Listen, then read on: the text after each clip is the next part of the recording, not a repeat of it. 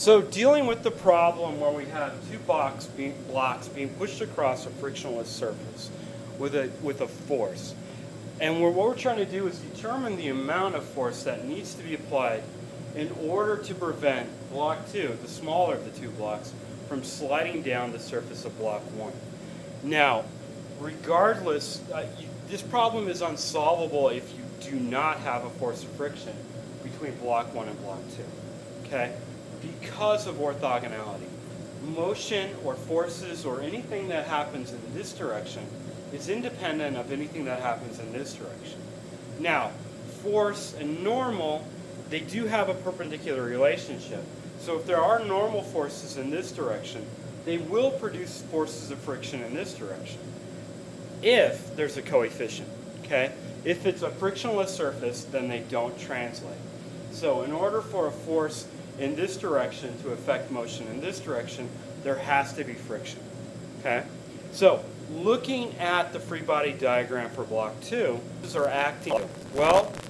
The first force.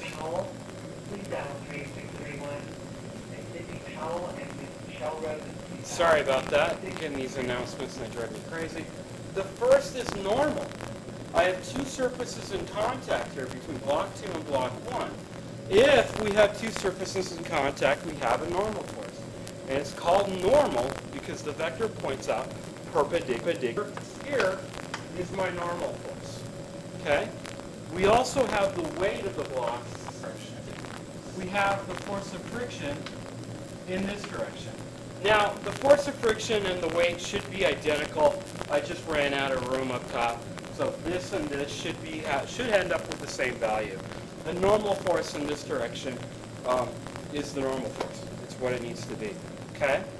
So, with that in mind, I talk about orthogonality, the independence of forces in this direction with the forces in this direction.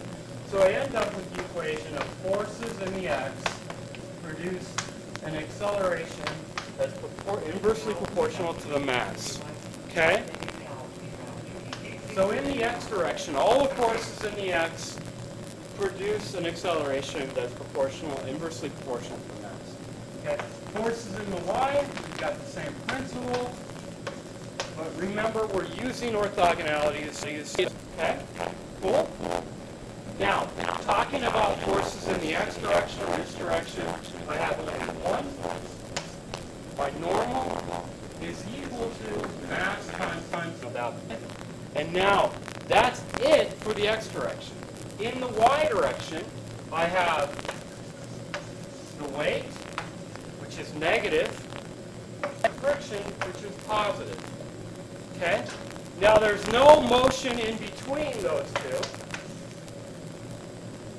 So the acceleration, there's no acceleration between those two, so ma is going to end up being equal to 0. Okay? So real quickly, we can see that the force of friction has to be equal to the weight of the object. Cool?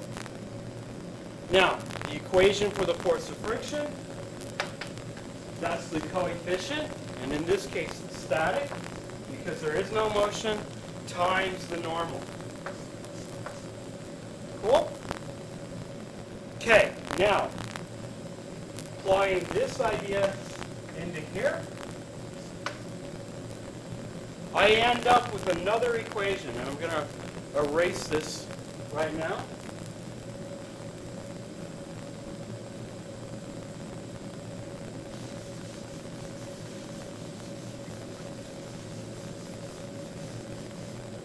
And I'm equal to the coefficient times ma. I just substituted in for n, ma.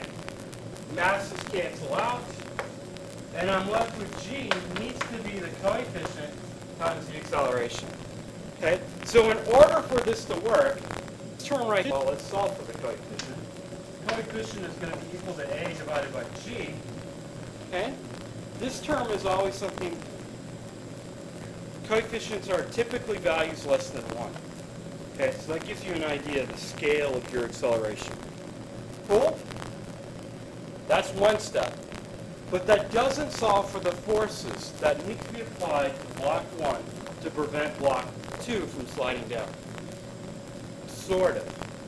Now looking at that force that's being applied to block 1, let's talk about the free body diagram of block 1. Okay?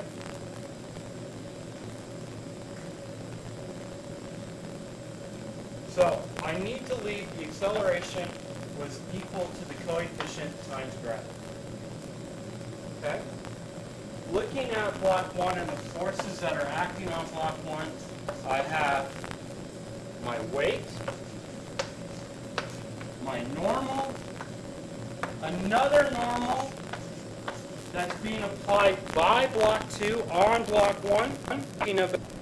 Talking about Newton's third law there.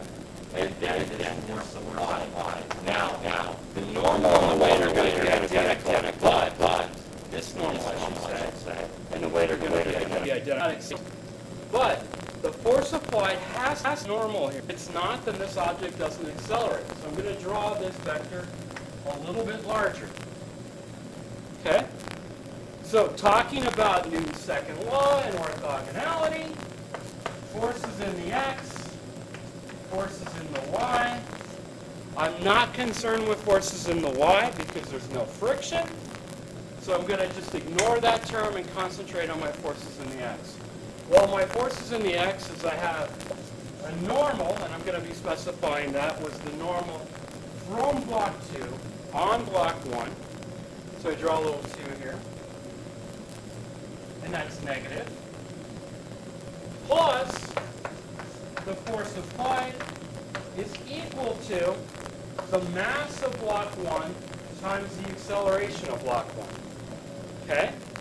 Well, if you go back in the video and you see what the normal force was on block 2, it was the acceleration of block 2. Okay? And because of Newton's third law, that normal being pushed back on block 1 has to equal the normal that's being pushed on block 2. Okay? So I'm left with m times the acceleration of block 1, or block 2, plus the force applied equals, oh, I forgot the negative sign, the mass of block, of block. Okay? Now, both of these accelerations are equal to each other. Block 2 is not accelerating faster than block 1. Otherwise, it's flying through there. Block 2 is, excuse me, not accelerating faster than block 1, or not, block 1 is not accelerating faster than block 2, because otherwise block 2 would be falling through block 1. Okay? So these two accelerations are equal to each other. I'm going to move this term over to the other side, and then I'm going to combine like terms. Okay?